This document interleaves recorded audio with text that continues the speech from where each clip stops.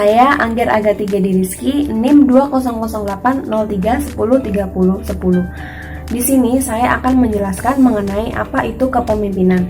Jadi kepemimpinan secara umum adalah kemampuan dalam diri seseorang untuk bisa mempengaruhi orang lain atau memandu pihak tertentu untuk mencapai suatu tujuan. Seorang pemimpin dilihat dari sifat-sifatnya seperti kepribadian, kemampuan, serta kesanggupannya harus bisa memimpin orang lain, khususnya para bawahan atau para karyawannya untuk berpikir sesuai arahan untuk mencapai suatu tujuan tertentu.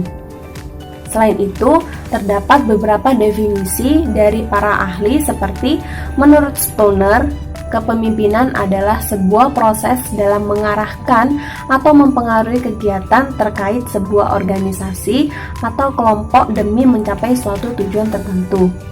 Selanjutnya, menurut Wahyu Sumidjo, kepemimpinan merupakan kemampuan dalam diri seseorang dan mencakup sifat-sifat seperti kepribadian, kemampuan, dan kesanggupan. Kepemimpinan tidak dapat dipisahkan dari gaya, perilaku, dan kedudukan pemimpin, bersangkutan dan interaksinya dengan para pengikut serta situasi. Yang ketiga, menurut Sondang P. Siagian, kepemimpinan dapat diartikan sebagai kemampuan seseorang saat menjabat sebagai pimpinan organisasi tertentu dalam mempengaruhi orang lain, khususnya bawahannya. Ini dilakukan supaya mereka mampu bertindak dan berpikir sesuai dengan arahan tertentu supaya tujuan dapat tercapai dengan mudah. Yang terakhir yaitu menurut Hemphill dan Jones, kepemimpinan adalah perilaku individu ketika memimpin aktivitas dalam kelompok atau organisasi untuk mencapai tujuan bersama atau shared goal.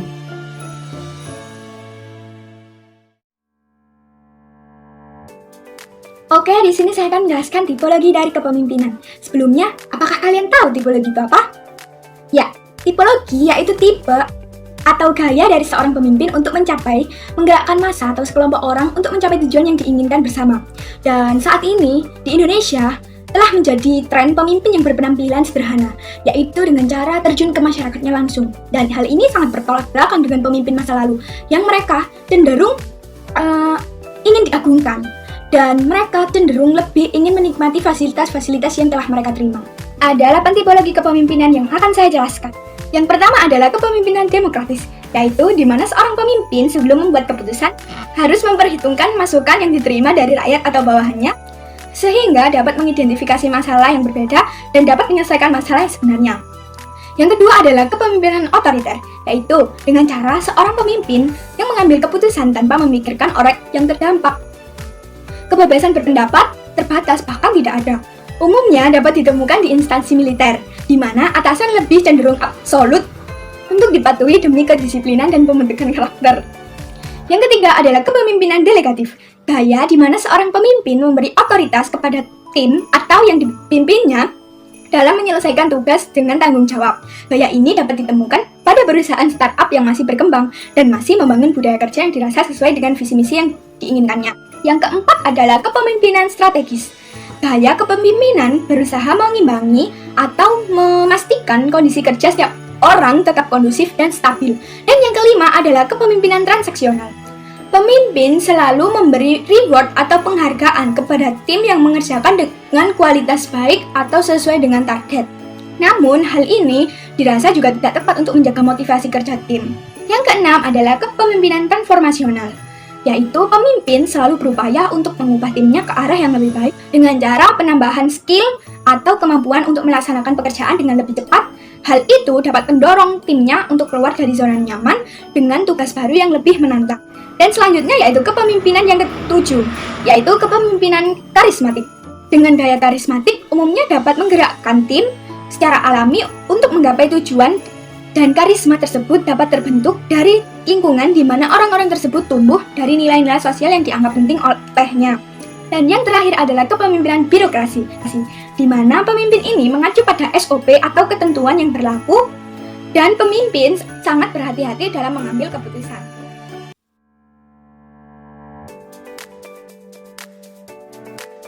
Fungsi kepemimpinan sendiri dibagi menjadi 2 bagian. Yang pertama ada fungsi administratif.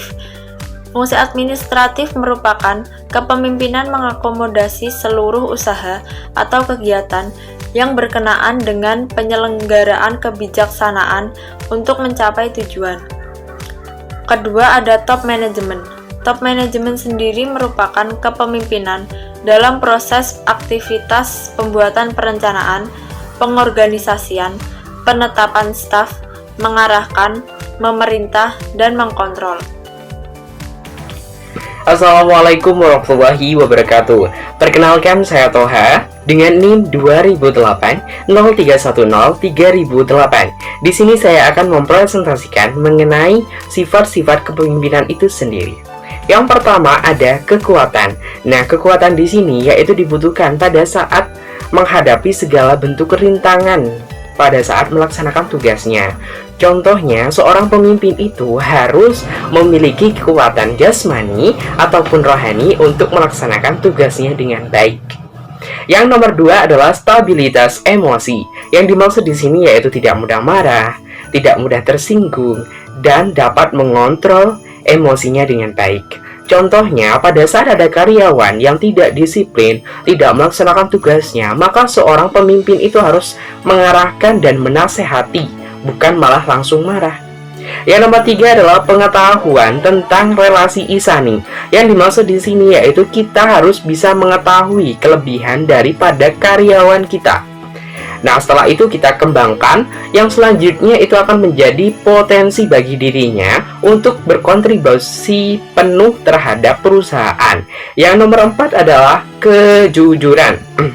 Kejujuran itu sangat penting bagi semua aspek kehidupan. Contohnya, pada saat akhir tahun itu pasti ada yang namanya laporan keuangan. Nah, di sini pemimpin itu harus memberikan laporan yang valid dan sesuai dengan apa yang ada. Tidak boleh ngerubah atau merubahnya untuk kepentingan pribadi ataupun kelompok. Nah, untuk nomor 5 itu adalah objektivitas. Nah, objektivitas di sini itu dibutuhkan pada saat pengambilan keputusan yang sesuai dengan kinerja daripada karyawannya. Contohnya, pada saat memberi kompensasi kepada karyawan, maka dari pihak pemimpin ini harus melihat berdasarkan kinerja karyawan tersebut, kontribusinya bagaimana untuk perusahaan, dan harus memiliki sifat objektivitas tadi. Yang nomor 6 adalah dorongan pribadi. Artinya, untuk menjadi seorang pemimpin itu harus berdasarkan keinginan sendiri, bukan dorongan orang lain. Contohnya, itu adalah pada saat pemimpin itu melaksanakan tugasnya dengan baik. Jika dia itu berdasarkan dari dirinya sendiri, maka pada saat melaksanakan tugas itu terasa ringan karena sudah memiliki sifat ikhlas. Yang nomor 7 adalah keterampilan berkomunikasi. Nah, ini penting banget buat pemimpin. Contohnya, pada saat ada rapat, maka seorang pemimpin itu harus bisa menyampaikan apa yang dimaksud, apa tujuannya menyampaikan itu, baik itu seperti contoh target perusahaan, strategi pemasaran, dan sebagainya. Yang nomor 8 adalah kemampuan mengajar. Nah, pemimpin itu diharapkan dapat menjadi guru yang baik. Contohnya, pada saat ada suatu pelatihan, maka seorang pemimpin itu harus mengajarkan, membimbing sampai si karyawan ini bisa. Yang nomor 9 adalah keterampilan sosial. Nah, keterampilan sosial di sini yaitu bersifat ramah, terbuka, dan menghargai pendapat dari orang lain. Contohnya, pada saat pemimpin ini bertemu dengan karyawannya, pemasok, kreditur, dan berbagai organisasi eksternal maupun internal lainnya, itu harus bersifat ramah. Yang nomor 10 adalah kecakapan teknis. Nah, sebagai seorang pemimpin itu harus memiliki kecakapan teknis. Nah, harus bisa mengetahui teknis apa yang harus dilakukan. Contohnya itu seorang pemimpin harus membimbing karyawannya untuk mencapai teknis tersebut.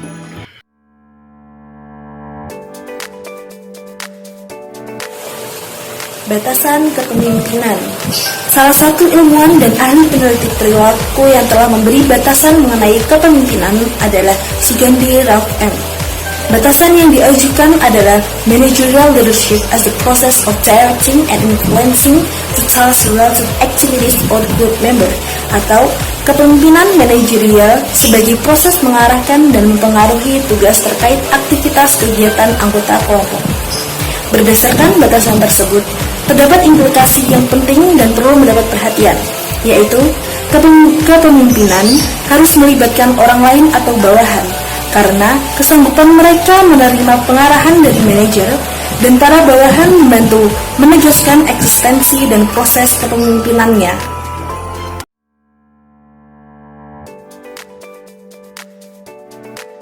Assalamualaikum warahmatullahi wabarakatuh. Saya Gisa Maria dengan NIM 2008 031 030 20. Saya di sini akan mempresentasikan materi tentang teori kepemimpinan. Teori merupakan penggabungan antara konsep yang satu ke konsep yang lain, sehingga dapat membentuk suatu sistem. Karena kepemimpinan erat hubungannya dengan pengambilan keputusan dan hubungan terhadap sesama, maka pemimpin perlu memahami pendekatan-pendekatan dalam kepemimpinan yang terdiri dari 4 teori, diantaranya 1. Teori kepemimpinan situasional atau kontingensi. Teori ini dikembangkan oleh Fred Fiedler sekitar tahun 1967. Fiedler mengemukakan bahwa kinerja kelompok yang efektif bergantung pada penyesuaian yang tepat antara gaya kepemimpinan dalam berinteraksi dengan bawahan dan tingkat situasi tertentu yang memberikan kendali dan pengaruh ke pemimpin itu.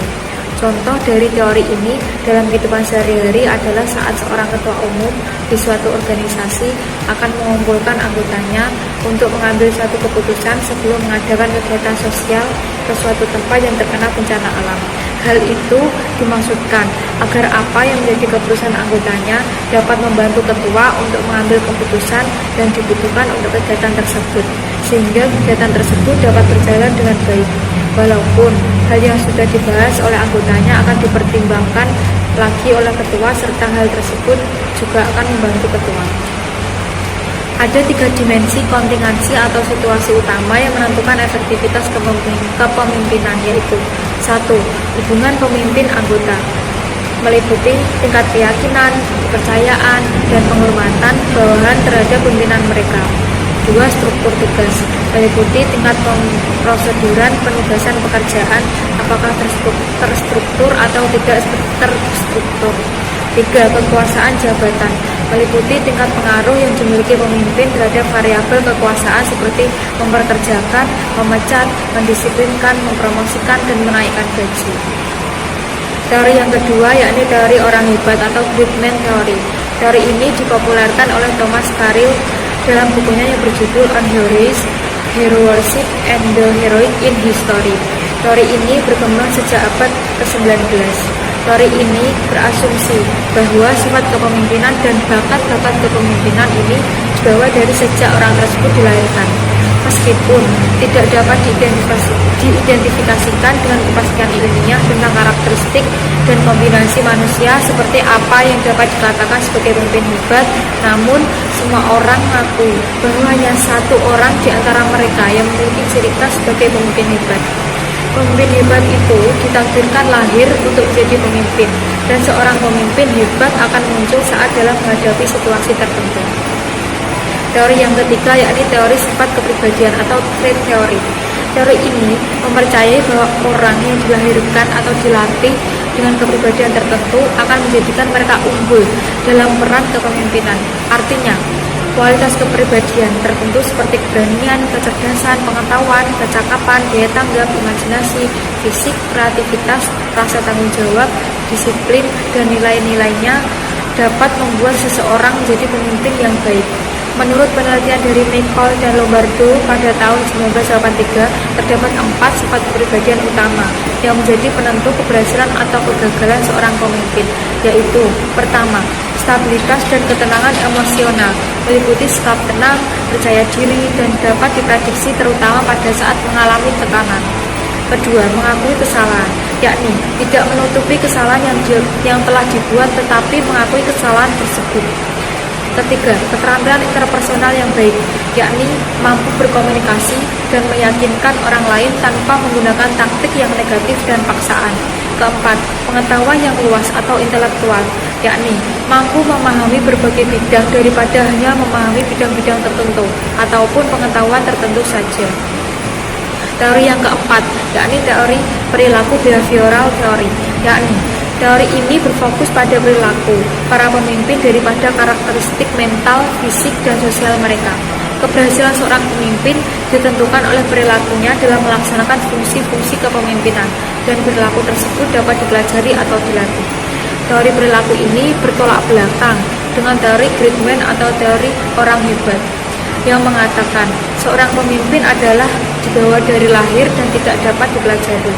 Namun, pada teori perilaku ini menganggap bahwa kepemimpinan yang sukses adalah didasarkan pada perilaku yang dapat dipelajari dan bukan hanya dari bawaan sejak lahir. Terima kasih. Wassalamualaikum warahmatullahi wabarakatuh.